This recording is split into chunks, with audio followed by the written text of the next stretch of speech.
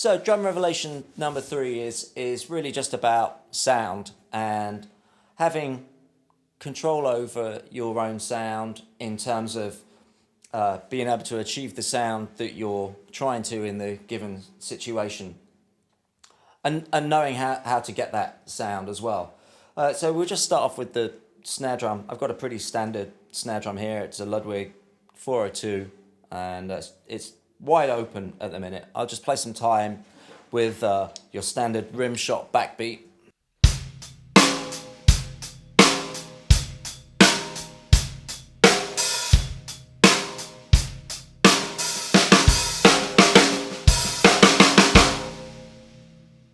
So there are times when I actually record with the snare sounding like that. All of the drums are open with no dampening on. And I tend to start recording that way and then seeing if they need anything. I have real reservations about engineers that ask you to dampen the drums down before you've even heard the drums within the music. So I tend to always start from this way around. And often, as bright and ringy as that snare drum is, often when you put that within a mix, all those overtones get covered up.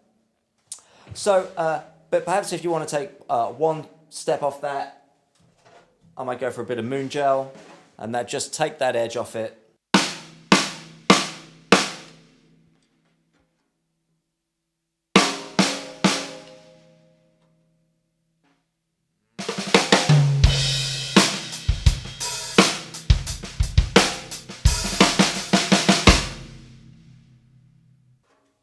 If I want to go one step further, probably the bigger 0 ring.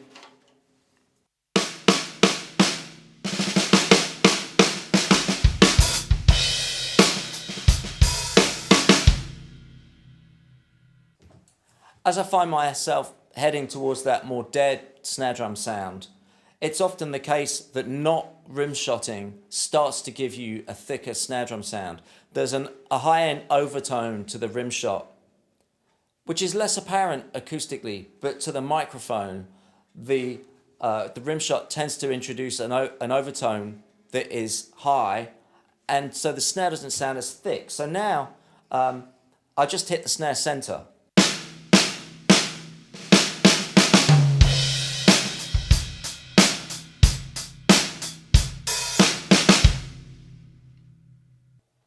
And now I'll start with the rim shot and go to snare center.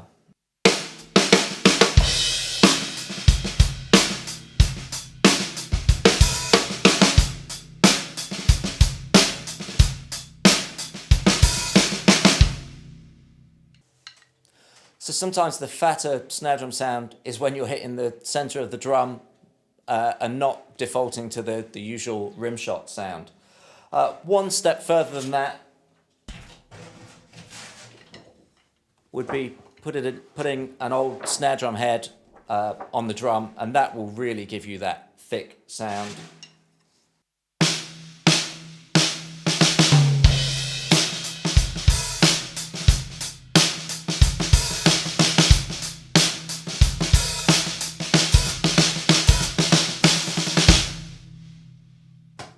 But expect anything intricate on the snare, double strokes, etc., to be pretty hard work with that.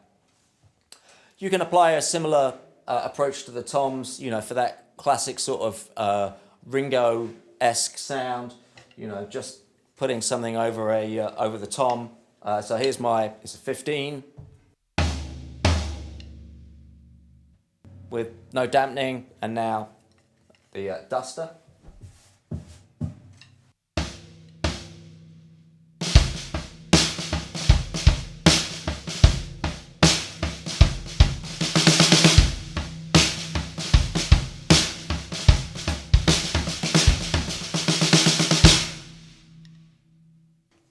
For that sort of Beatles, Tame Impala sort of dead sound.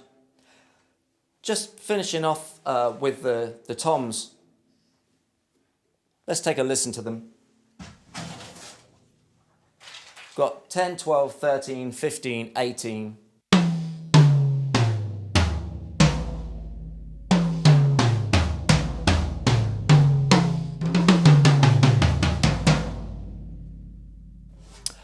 And with those, I'm pretty much the same top and bottom on all of the drums. And also, when I'm tuning those drums, I would never tune a tom in situ. I'd always take it off the stand in order to deaden the opposite head.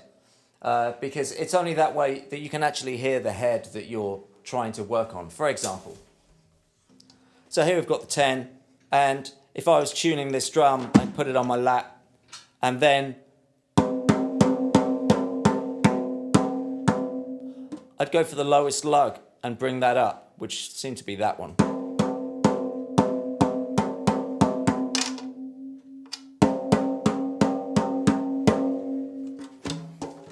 On the other side, it's just a smidge higher, just gives, it's the maximum resonance to pitch bend compromise that I tend to like. If you want a little more pitch bend out of the drum, let's just hear it as it is. This tends to work on smaller drums. If you want a bit of pitch bend, just tune one of the lugs down like half a turn.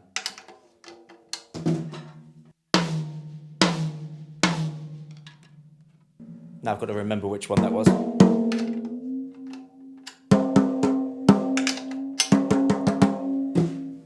The point I'm making here is, though, you really want to be able to adjust a sound as you're required in the studio.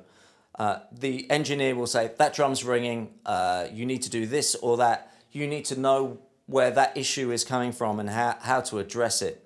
So it sounds odd, but it's worth practicing just tuning.